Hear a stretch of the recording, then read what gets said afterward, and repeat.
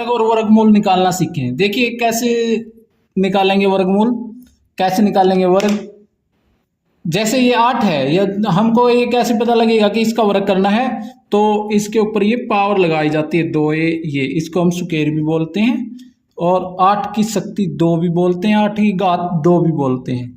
तो इसका मतलब है 8 की 8 से ही गुणा करना। तो 8 की 8 से गुणा करेंगे तो कितनी आ जाएगी, 64। इसी प्रकार यदि 9 का वर्ग करेंगे तो ये 9 का स्क्वायर होगा। तो देखिए 9 की 9 से गुणा करेंगे तो 81, 10 की 10 से गुणा करेंगे तो 100, 12 का स्क्वायर 12 की 12 से गुणा करेंगे तो 144, 14 की 14 से गुणा करेंगे तो 196, 16 की 16 से गुणा करेंगे तो 256। तो इसी प्रकार ये तो देखिए कोई भी संख्या के ऊपर यदि पावर 2 लगी हुई मिलती है तो इसका मतलब है कि हमें उसका वर्ग करना है। वर्ग का मतलब है उस संख्या की उसी से गुणा। इसी प्रकार यदि हम वर्गमूल निकालें तो वर्गमूल कैसे निकलेगा, वर्गमूल जैसे हम 64 का वर्गमूल निकालेंगे तो 8 आएगा, 81 का वर्गमूल 9 आएगा, 100 का वर्गमूल 10, 144 का 12। तो निकाल के देखते हैं 64 का वर्गमूल। वर्गमूल निकालने की क्या विधि है, देखिए 64 के हमें अभाज्य गुणनखंड करेंगे। 64 लिखा, ये सबसे पहले किस पे चलाएंगे, 2 पे। देखिए 2 का पहाड़ा क्या अलग बढ़ेंगे, 6 के लिए 3 तक, 2 तिया 6, तो यहां पर 3 लिखेंगे। 4 के लिए 2 का पहाड़ा बढ़ेंगे, 2 दूनी 4, 2 तक। तो उसके बाद हम आ जाएंगे नीचे, देखिए 32 किस संख्या से भाग होगा, 2 से। यदि किसी संख्या का इकाई अंक सम है तो वो 2 से भाग होगी। तो यहाँ पर 2 से 32 को हम भाग करेंगे, ये 3 के लिए कितने तक पहाड़ा पढ़ेंगे, 2 का 1 तक। यहाँ कितना शेष रह जाएगा, यदि हम 3 में से इस 1 और इस 2 की गुणा कम करेंगे तो यहाँ क्या बचेगा, 1 के साथ क्या आ जाएगा, ये 2, तो यहाँ क्या हो जाएगा 12। तो फिर 2 का पहाड़ा कितने तक पढ़ेंगे, 6 तक, 2 छिक्के 12, तो यहाँ पर 6 आ जाएगा।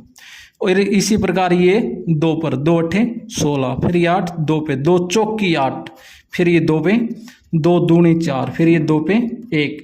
यहाँ पर हम 64 लिखेंगे।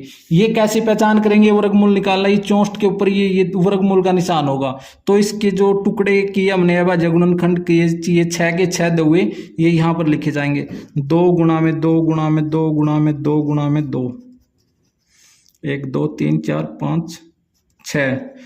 यदि इस पे वर्गमूल है तो इस पे भी वर्गमूल।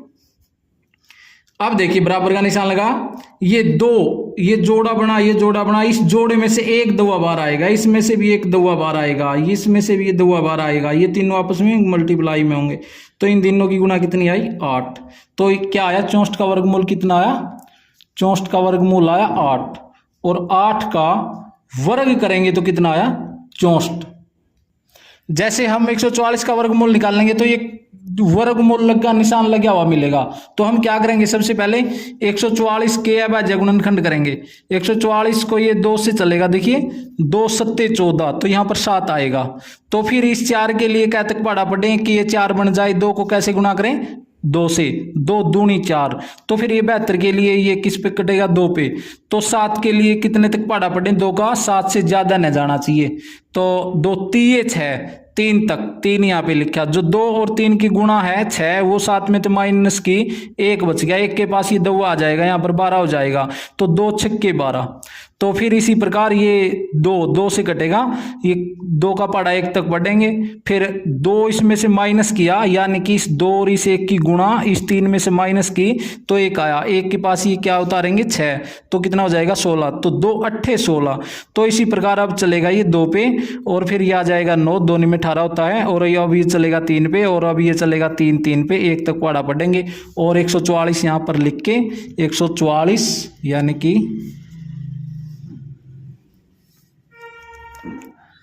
144 इसके टुकड़े इसके सामने 1 2 3 4 4 2 हैं, 2 गुणा में 2 गुणा में 2 गुणा में 2 और 2 3 है।